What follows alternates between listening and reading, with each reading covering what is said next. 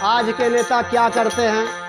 भाई भाई को लड़वाते हैं, पक्ष विपक्ष को लड़वाते हैं, हिंदू मुसलमान रात दिन करते हैं अपने कुर्सी पाने के लिए, सुख समृद्धि को मौज मस्ती करने के लिए, और रात दिन समाज में जहर फैलाते हैं। उनको पता नहीं है कि हम बना रहे हैं या देश को बर्बाद कर रहे हैं।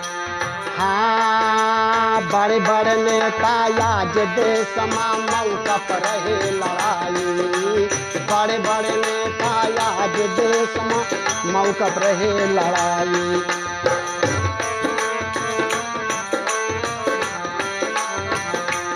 हाँ, हिंदू मुसलमान जाति पाति के, हिंदू मुसलमान जाति पाति के, दिन रातिया जा हर फैलाई, देशवा बिगाड़ दी हो कई कई नेताई।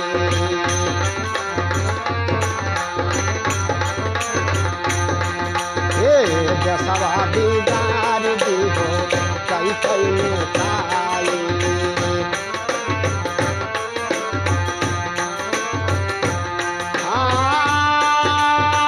कई कई नेताई भाई, कई कई नेताई, देशवा बिगाड़ दी हो कई कई नेताई।